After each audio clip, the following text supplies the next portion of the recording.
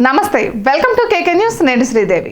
విశాఖలో వైసీపీకి షాక్ తగిలింది ఆ పార్టీకి చెందిన పలువురు కార్పొరేటర్లు గుడ్ బై చెప్పారు తెలుగుదేశం పార్టీతో పాటు జనసేనలో చేరారు మరికొందరు గుడ్ బై చెప్పేందుకు సిద్ధంగా ఉన్నారు గ్రేటర్ విశాఖ మున్సిపల్ కార్పొరేషన్లో 98 మంది కార్పొరేటర్లకు గాను 97 మంది ఉన్నారు వైసీపీ 56 స్థానాలను గెలుచుకోవడంతో జీవీఎంసీ పీఠం పార్టీకి దక్కింది కానీ సార్వత్రిక ఎన్నికల్లో పార్టీ ఘోర పరాజయం పాలైంది గ్రేటర్ విశాఖ మున్సిపల్ కార్పొరేషన్ పరిధిలోని అన్ని నియోజకవర్గాల్లో కూటమి అభ్యర్థులు 50 నుంచి 97 వేల వరకు మెజార్టీతో గెలిచారు ఇక దాదాపు 70% ఓట్లతో కూటమి పార్టీలు ఏకపక్ష విజయాన్ని సొంతం చేసుకున్నాయి అందుకే వైసీపీలో ఉంటే భవిష్యత్తు ఉండదని భావిస్తున్న కార్పొరేటర్లు పెద్ద ఎత్తున పార్టీని వీడుతున్నారు ఎక్కడా లేని విధంగా విశాఖ జిల్లా నుంచి వైసీపీ నుంచి ఎక్కువగా చేరుకులు పెరిగే అవకాశం ఉంది ఇక విశాఖను జగన్ పాలనా రాజధానిగా ప్రకటించారు అయినా సరే ప్రజలు పెద్దగా స్వాగతించలేదు ఇక రాజధాని పేరుతో వైసీపీ నేతలు భారీగా దోపిడీకి పాల్పడ్డారు అందుకే విశాఖ నగర ప్రజలు గుణపాఠం నేర్పారు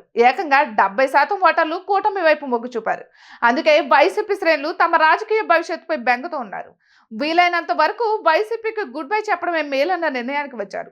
తొలుత తెలుగుదేశం పార్టీలో చేరేందుకు నేతలు ఆసక్తి చూపుతున్నారు అక్కడ వీలు కాకపోతే జనసేన ఆ రెండు పార్టీలు కాకుంటే బీజేపీ అన్న రీతిలో వైసీపీ నేతలు ఉన్నారు ఇక వైసీపీ ఆవిర్భావం నుంచి విశాఖ నగరంపై జగన్ కు పట్టు దొరకలేదు 2014లో దాదాపు నగరం పరిధిలోని అన్ని నియోజకవర్గాల్లో తెలుగుదేశం పార్టీ గెలిచింది 2019 ఎన్నికల్లో సైతం జిల్లాలో అన్ని స్థానాలను టీడీపీ కోల్పోయిన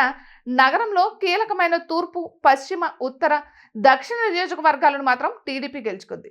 ఇక ఎన్నికల్లో టీడీపీ కూటమి స్వీప్ చేసింది ఎక్కడ 40,000 ఓట్ల మెజార్టీ తగ్గలేదు దీంతో వైసీపీకి ఇక భవిష్యత్తు లేదని పార్టీ శ్రేణులు ఒక నిర్ణయానికి వచ్చాయి అందుకే కూటమిలోని ఆ 3 పార్టీల్లో చేరేందుకు ఆసక్తి చూపుతున్నారు మొత్తానికైతే వైసీపీ విశాఖ నగరంలో పూర్తిగా ఖాళీ అయినట్టే